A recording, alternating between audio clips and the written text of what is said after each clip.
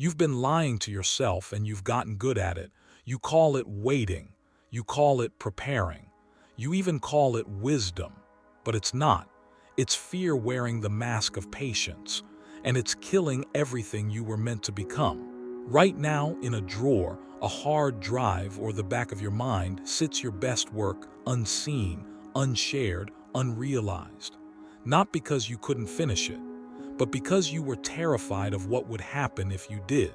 You weren't afraid it would fail. You were afraid it would succeed. Because success means exposure. It means judgment. It means no more excuses. And that is the prison you've built for yourself. Not with chains, but with potential. Potential is not your promise. It is your cage. It lets you dream in safety while the world moves on without you. It whispers, someday, while your life ticks away in silence. And the cruelest part, you've been taught to worship it, to brag about it, to say, I have so much potential, as if that were an achievement. But potential unexpressed is not greatness deferred, it is greatness denied. And the longer you stay inside it, the more you confuse comfort with purpose, hesitation with humility, and avoidance with strategy. This is not a lecture on productivity. This is an intervention, a confrontation with the lie that has kept you small, because your problem was never time, talent, or opportunity. Your problem was courage. The courage to ship your work before it felt ready. The courage to let strangers judge the thing you love most. The courage to stand in the arena, exposed and imperfect, while the crowd decides if you're worthy. And if you've ever abandoned a project the moment it got real, if you've ever deleted a draft, shelved an idea, or stayed silent when your soul screamed to speak, then this message is not just for you. It is about you. So let's burn the cage down.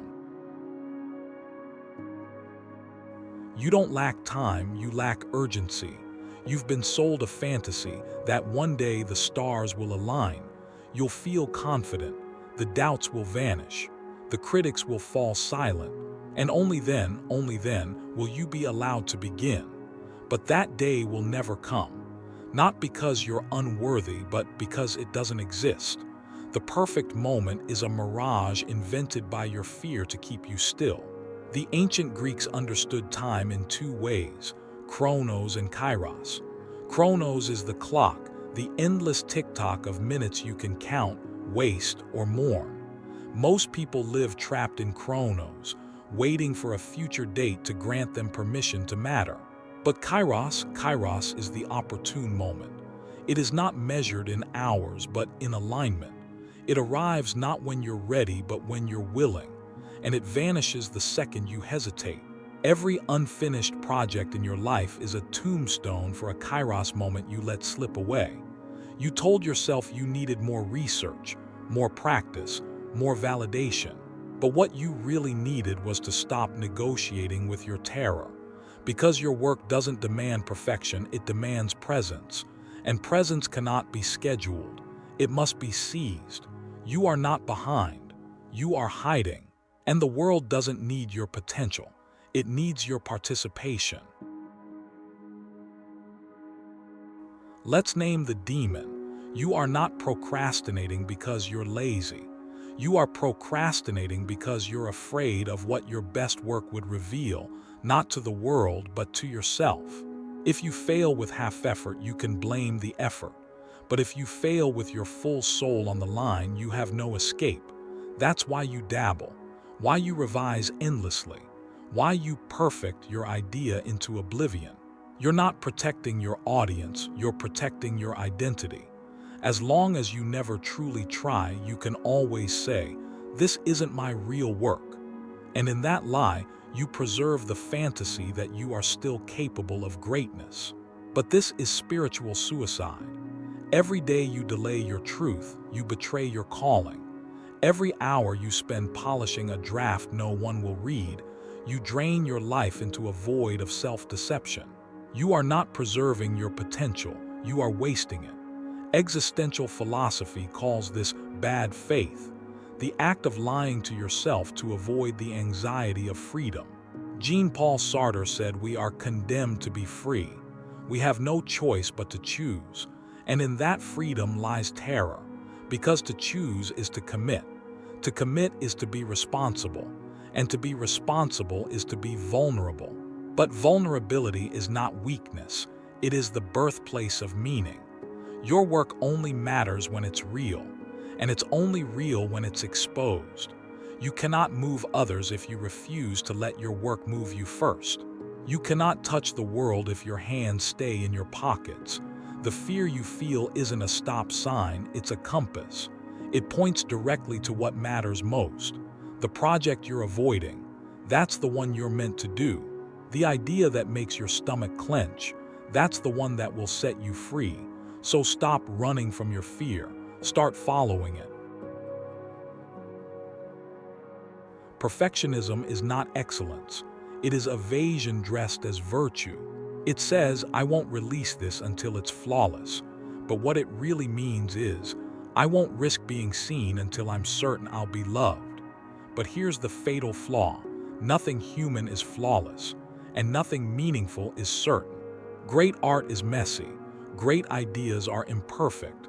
Great leaders are flawed. The only thing that's perfect is silence, and silence changes nothing. You've been using quality as a shield.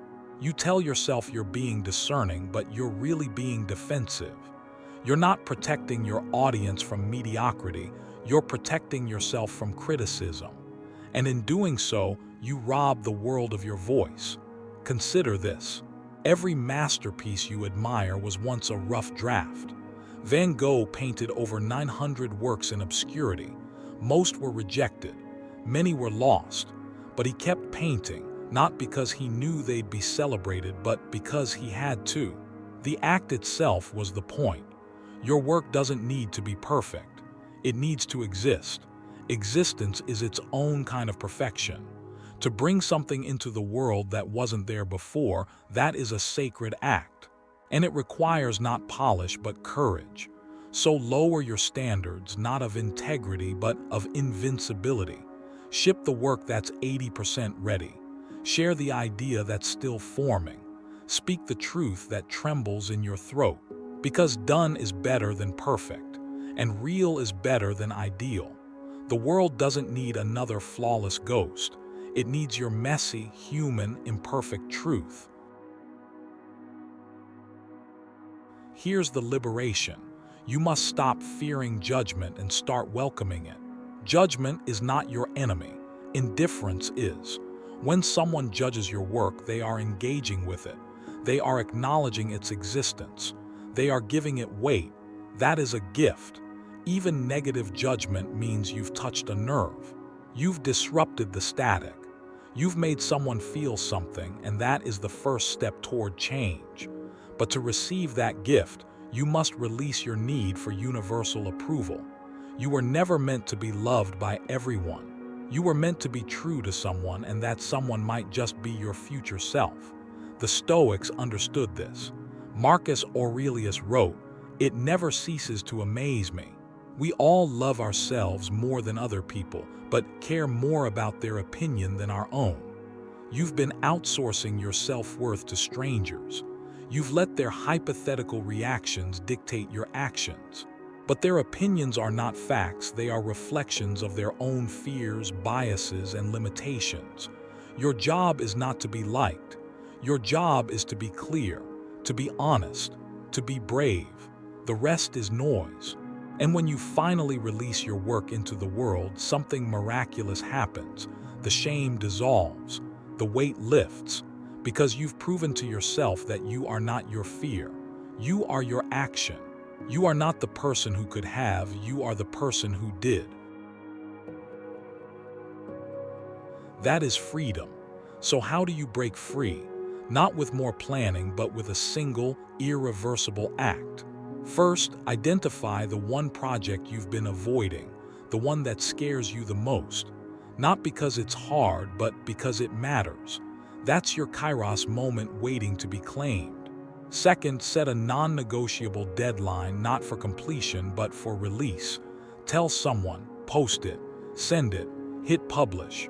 Make it irreversible. because commitment is the antidote to hesitation. Third, reframe your goal. Your aim is not to be praised, it's to be seen.